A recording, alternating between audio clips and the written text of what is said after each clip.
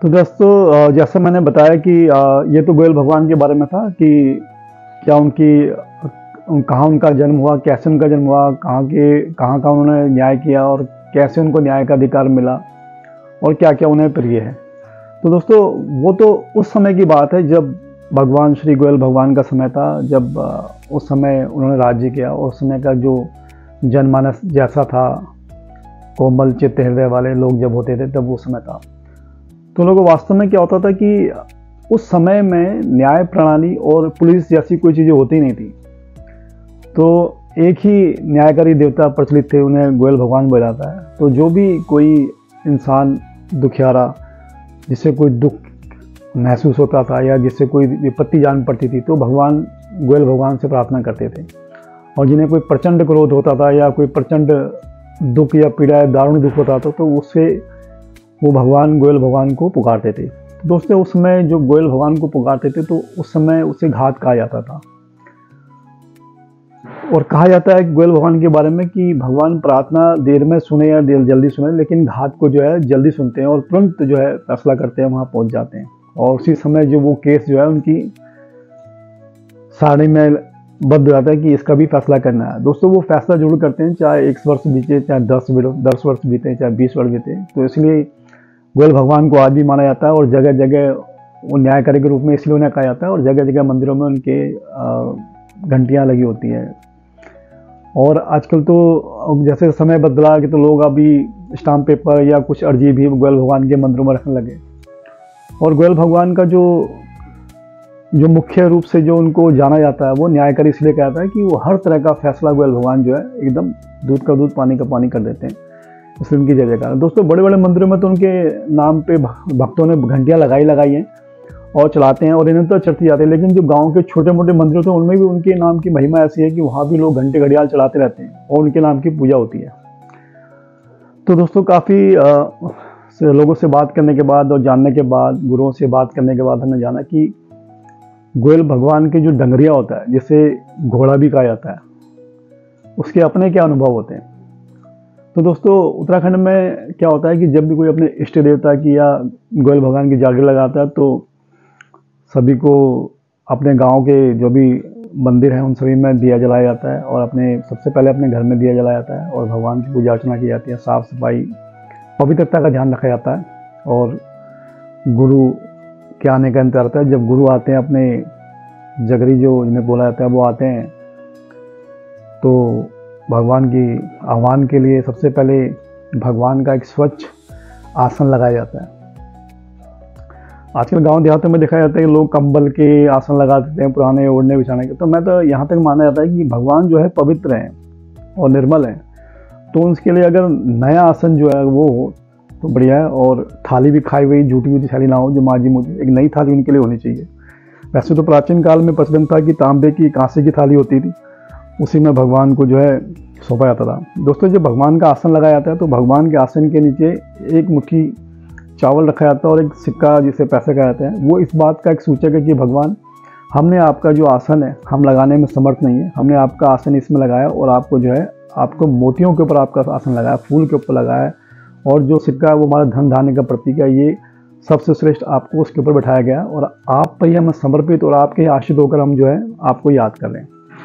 तो दोस्तों उसके बाद जब जो भी डंगरिया साधक है उसको उस आसन पर विराजमान किया जाता है, बैठाया जाता है।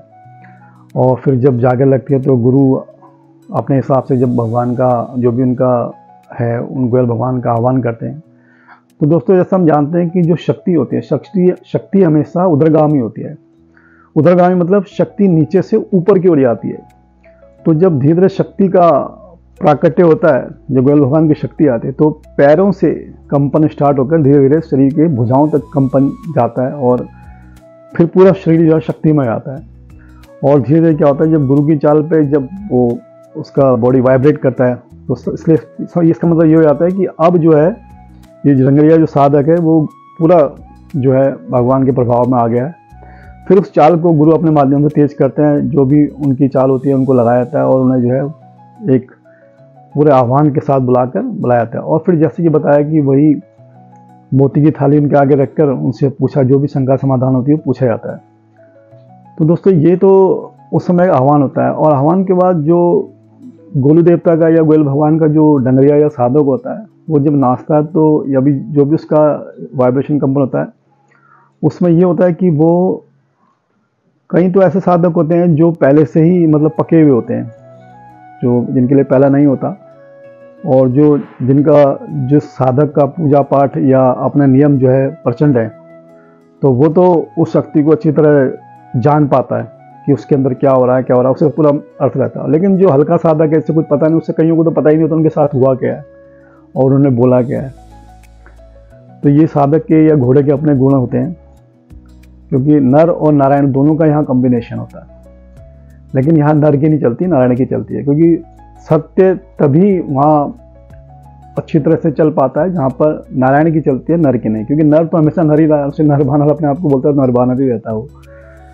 तो गोयल भगवान का जो डंगरिया साधक होता है, उसके अंदर वाइब्रेशन आती है, और उसके मुंह से जो छूटने वाला वचन होता है, या तो वो जय गुरु बोलते हैं या जय मामू बोलते हैं। तो दोस्तों ऐसे गुरुओं के माध्यम से और उससे भी कहा गया साधकों से कि जो जय गुरु बोलते हैं, तो उसका मतलब ये जाना जाता है कि वो जो देवता है वो उनके घर का देवता है, तभी वो जय गुरु कर रहा है। और जो बाहर के देवता जो नितार होते हैं, जिनको बुलाया जाता है, जो गोयल भगवान के डंगरी हैं, वो हमेशा जय मामू कहते हैं। जय मामू मतलब अपने मामू महादेव को याद करते हैं, और जय गुरु गुरु रूप में, जो शिव रूप में जो गुरु हैं उनको मानते हैं। क्योंकि जो गुरु के बाद जो विद्यावान की वो भगवान शंकर की दी हुई है, क्योंकि सारे बीज मंत्रों के ज्ञाता वही हैं, सारे गुप्त रहस्यों के दाता वही हैं। तो गुरु में अपने मामू महादेव को देखते हैं और वैसे अपने मामू को याद करते हैं। उसके बाद जो साधक है, जो डंगरिया है, जब वो पूर्ण प्रभाव में आता है, तो सबसे पहले नाचने के बाद सबसे पहले फैसला करने से पहले वो गुरु के चरणों में अपना सर रखेगा, और जो भी उसकी बोल वृत्ति होगी जय गुरु जय मामू वो बोलेगा।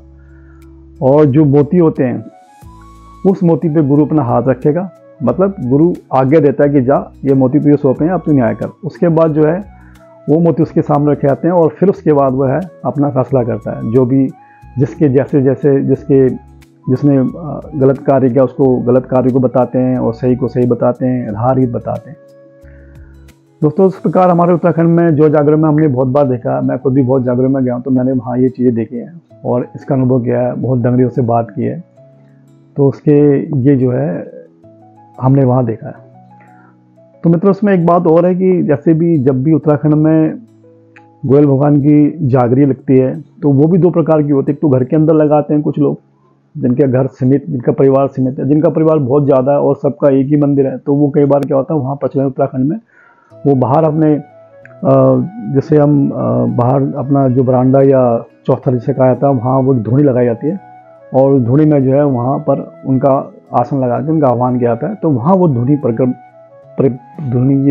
परिक्रमा करते हैं और अपने गुरु को भेंटते हैं। उसके बाद फिर वही जो होता है, और जब सबका दिल मान जाता है और उनसे गुण पर चले जाते हैं, उसके बाद जो भी है भगवान को पूरे प्रसार बनाकर उनकी जय जय करते हुए उनको वस्त्र आभूषण ये सब चढ़ाते हैं, और जो भी भक्ति जिसने जैसी कोल के जो उनको चढ़ाना चाहता है वो उनको चढ़ाता है।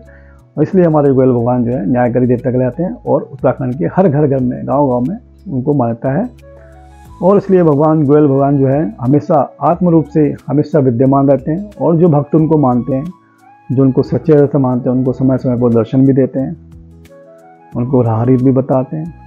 तो इसलिए उत्तराखंड में ये चलता है, और उत्तराखंड को इसलिए देवभूमि भी कहा जाता है क्योंकि देवता वहाँ हमेशा विराजमान है, बस उनका आह्वान है सच्चे हृदय से और समय समय पर। तो दोस्तों ये जानकारी आपको पसंद आई होगी, और जैसा कि मैसेज बॉक्स में या और लोगों ने जो भी रिक्वेस्ट की है कि भाई आप इस विषय पे वीडियो बनाइए, इस पर विषय में हमें जानकारी दीजिए, तो मैं आशा करता हूँ एक नई जानकारी और नए विषय के साथ फिर आपके पास साझा करूँगा और आपको बताऊँगा। दोस्तों वास्तव में वीडियो बनाने का जो मेन मकसद है वो यही है कि हमारी उत्तराखंड की जो सभ्यता है, जो हमारे देवभूमि को देवभूमि क्यों कहा जाता है, और क्यों यहाँ के देवता ऐसे माने जाते हैं, और क्या क्या उनकी राह रीत है, ये हमारे आने वाली जनरेशन या हमारी जनरेशन जो भी है उनको मालूम नहीं है। तो अगर वो देखेंगे तो उन्हें उसके बारे में बहुत सी जानकारी मिलेंगी। तो एक नए विषय के साथ फिर से हाजिर होऊंगा, तब तक के लिए आगे दीजिए। जय उत्तराखंड, जय गुरुदेवता।